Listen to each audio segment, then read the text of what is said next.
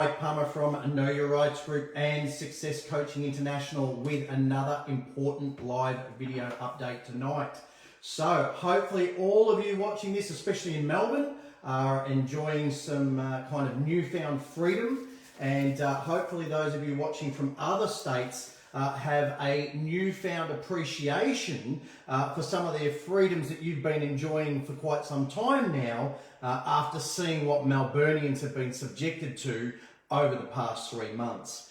Now, having said that, I've been out and about myself over the past few days, and I want to, of course, as always, just help to keep things in perspective for people. Okay, there's a lot of people out there that are all excited about being free. Okay, and of course, I would always encourage everybody, okay, to get excited and celebrate or any small victory in life, whatever that may be. Okay, that's always a great thing to do. But I would urge people, more importantly, please don't forget what our illustrious leader has done to us here in Melbourne over the past few months. And for those of you in other states, don't forget what our illustrious leader did to us here in this state and what your leaders could in turn do in your state, especially given the news that I saw just very briefly about a supposed high-risk cluster from some gym in Sydney. Keep an eye on that one, because all we need is a third wave or some other little trigger, and all of this can all be undone no matter what state you're in very, very quickly. Obviously, people in other states have been enjoying some significant freedoms over the past few months, over and above their Melburnian counterparts. But as I've said many times before, Victoria is just the testing ground.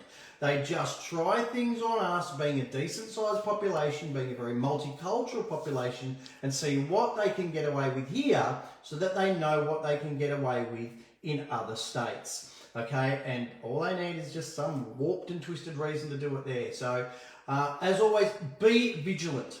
Okay, pay attention. Most importantly, please keep an eye on any proposed bills, any new legislation. These things are still being passed very, very quietly under the cover of COVID. Okay, now I heard just tonight, okay, apparently it was enacted a little while ago, but I only heard about it just tonight, that our Australian government has recently enacted legislation that actually alters how you can make payments online now. Okay, a lot of people wouldn't be aware of this. Any of you who have websites that take online payments, please pay attention.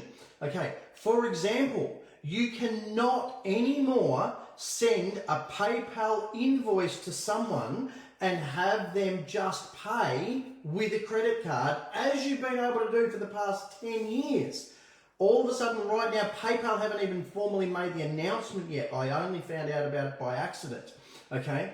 But this is, watch your inboxes, anyone who uses PayPal, anyone who takes business payments, this is going to be coming, okay? The people, if you send an invoice, even if it's a business invoice to someone through PayPal, they can only pay that invoice now if they have an actual PayPal account. Apparently our government's now calling it a person-to-person payment, and it can't be done through the credit card. Basically, what they want is they want everything to be traceable back to a verified PayPal account where they have all your details. Okay, so please be aware for anyone, and I know there's been a handful of you, and I've emailed most of them back, but if anyone's been trying to buy some of our products online, either today or yesterday, and you found that guest checkout wasn't working on our order page, okay, that's the reason why. Unfortunately, there's no way around it. The only option now is for you to go into the actual proper checkout process and actually create a customer account and complete your order that way. Otherwise, you won't be able to do it. It's just crazy.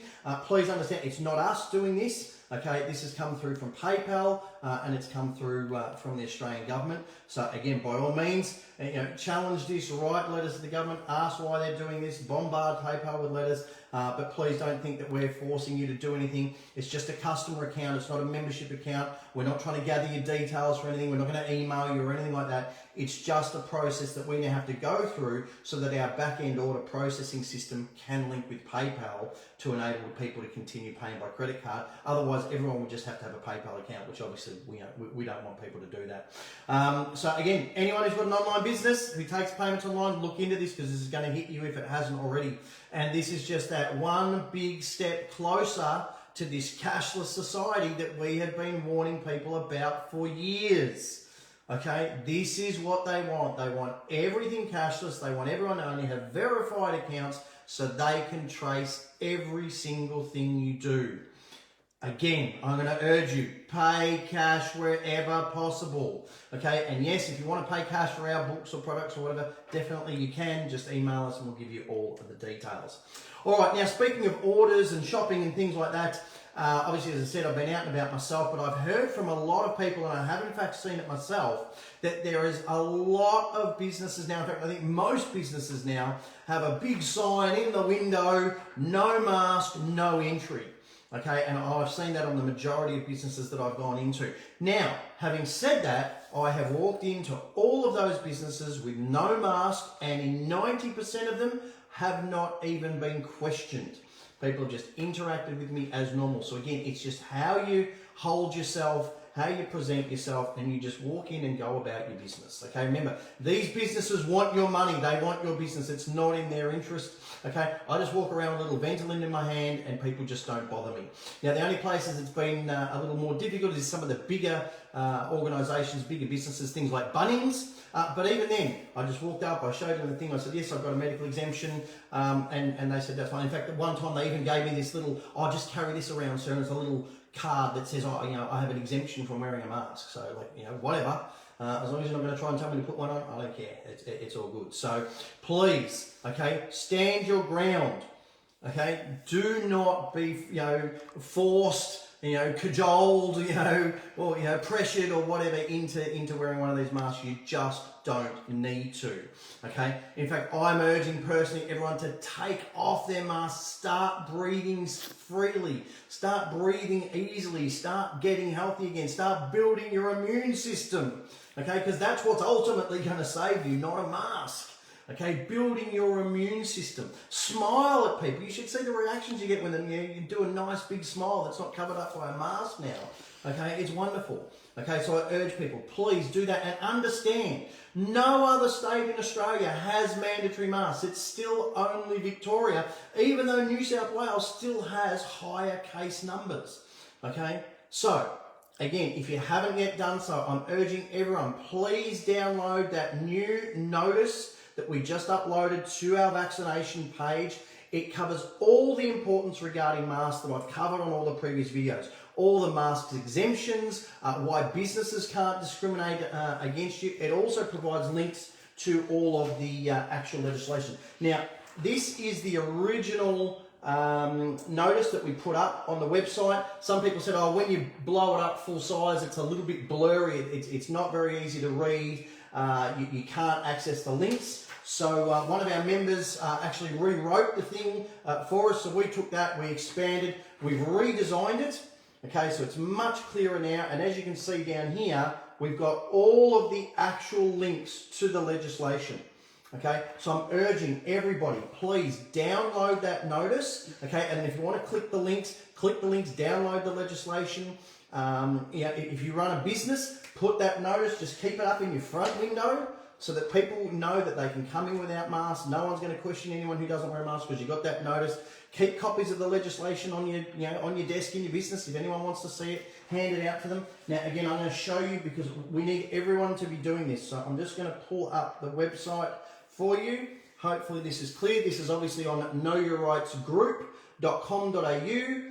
That, of course, is our vaccinations page. Just go /vaccinations or click the vaccinations tab. Now, you just need to scroll down a couple of sections and it says inaccuracy of COVID-19 testing. Scroll down a little bit more and that last paragraph there, you will see the two links to the notices. So there's the original JPEG link and then there's the updated Word version. And that's the one. You can edit that, you can add things, remove them, make it bigger, you can edit it around to suit yourself. So please download those notices. Put them up in your business, and also just keep a copy in your pocket. So if anyone questions about wearing masks, just show them that notice. Now, also, while we're on the topic, in the one paragraph just above that, okay, there's a link to the CDC article. Okay, an article from the CDC, the Center for Disease Control in the US, which clearly explains some of the medical issues with masks, and also spells out quite clearly that the majority of people who are testing positive for COVID-19 are those who are wearing masks. Okay, and again, I welcome Facebook or YouTube to fact check this to the nth degree, because the information's there on the CDC website. So please go to that website and download those notices, print them out, use them.